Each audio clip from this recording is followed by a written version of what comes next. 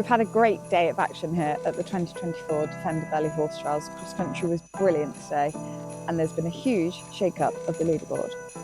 Ros Canter and Lordship's Graffalo are in pole position following an impeccable round, finishing 1 second inside the 11-minute 16-second optimum time. They remain on their 22 dressage on a day where 4 combinations made the time. Ros was leading the dressage with Islot DHI, but she opted to retire after a run-out at the final part of the Defender Valley at fence 5. Here's what Ros had to say at the end of cross country day. I mean, it is hard work around Burghley. There's, you wouldn't say it was a complete breeze. I've had rounds with Walter when it's felt like a complete breeze, and I've come back and gone, that was easy, and watched, chaos unfold.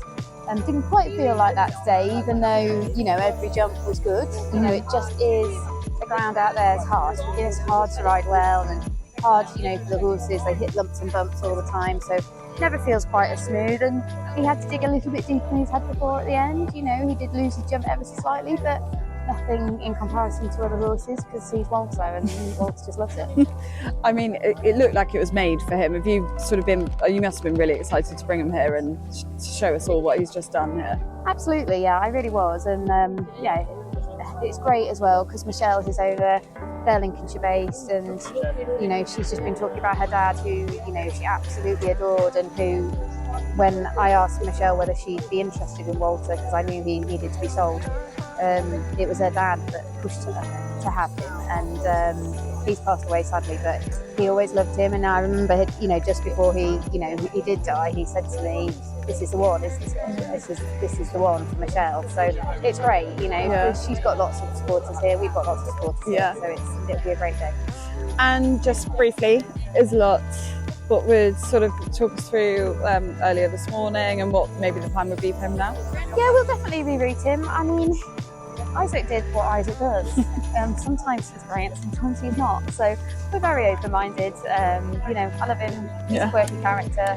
He's what he is. He jumped in over those rails, and he jumped the ditch. He took off over the ditch, and then looked at the ditch and went, "Oh my God, what am I jumping?" And took us off our line. And it's as simple as that. If he'd known me, if he'd clocked the jump, I'm sure he would have jumped it, because he's a genuine horse. But this is what happens with him. Funny little things get in our way. But I was happy with him. I was happy with the way he set off. He coped well with crowds. Yeah. So it's just another bump in the road for Isaac, which I think probably will be the story of his life a little bit. But equally, on his day, he's amazing. So New Zealand's Tim Price and Vitali, who led after the cross country here last year, sit second. They jumped a lovely clear round, picking up 3.2 time faults to sit 3.5 penalties ahead of Ros. It was really good from start to finish. Jumped very clean. He was bold where I needed to be bold, and technical where it was just so much fun on him. Yeah. Every day you don't get a horse that is so good at cross country as him, and the partnership is pretty forged. So I had a great time. Harry Meade was the only person to ride 3 horses around today's track, and he currently sits in 3rd, 5th and 13th aboard Animal, Valona, Cavalier Crystal and Superstition respectively. Yeah, I mean, very, very different horses. Superstition is usually he's a very hot horse, very game, very quick,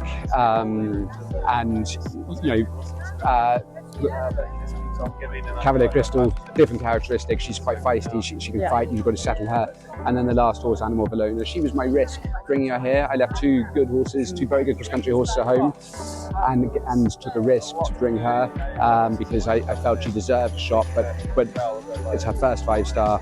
She's not mentally that resilient. I have to hold her hand. She wouldn't cope with this remotely less than perfect experience. Okay. So I just thought I've got to really be on her side, look after her, and give her a careful ride, but a very, very fast one as well. It looked really easy. So you made it look very easy. I tried to steeplechase the first fence, second fence, third fence, but really, really giving her confidence. Trying to get a perfect shot everywhere.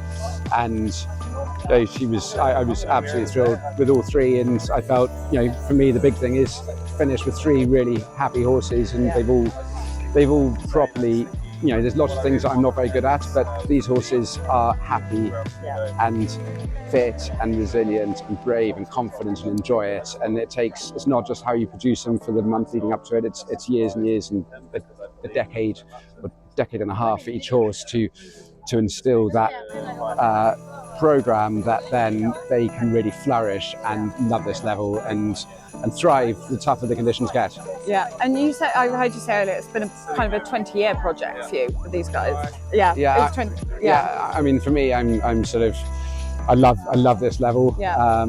You know, it's what totally everything is about, and so I try and buy a lot of. I try and find young horses. You know, I'm breeding 3-year-olds, 4-year-olds, and it takes a long time to produce them to this level. A lot of them I've had some 15-year partnerships with, but you know, I've tried to really develop that, and we've ended up now with hopefully a really strong team at this level, and we're very much reaping the rewards for a lot of years from the whole team at home. This is a real team effort to get them to this level and keep them sound and happy and enjoying it and well produced. And just quickly, now you've been around a few times, what were your thoughts on the track? I thought it was a great track. I thought last year was a great track. I was amazed how different it was. You know, it was almost like he threw the piece of paper with last year's course plan on and threw that away and drew a new one. It's I thought it was good. You know, there were a lot of places where he kept you at quite a slow, sort of twisty, turny pace through combinations, which made the time a bit more challenging.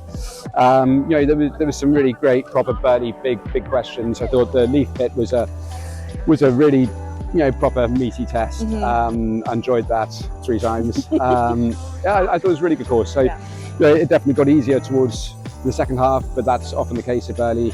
And it was good that the time was influential. So You would be happy you got through in the top 15. Yeah, but it's not just that. It's actually, I just love doing this, and I love being challenged and prepared for it to go wrong. But it's actually feeling you've got confidence in your horses, and you want them to get the chance to shine, and they'll get more of a chance to shine the tougher the challenge. Francis Gaspard Maxud is 4th with the Zaragoza on the 30.4, while Gemma Stevens capitalised on a clear cross country with Chilly Knight, picking up just 2.4 time faults to set in stone. I'm absolutely thrilled with him. You know, it's coming here off silly 15 penalties at Badminton and not the most amount of control that day. Came here just hoping to have a really good round, and yes, of course, I want to make the time. We know we can do it. He's so fast.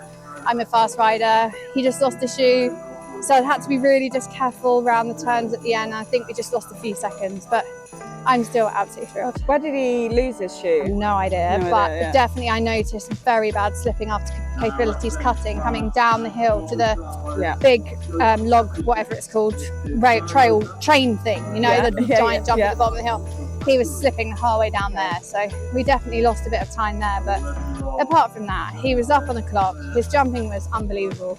And you said the control thing at Badminton. What have you done since then?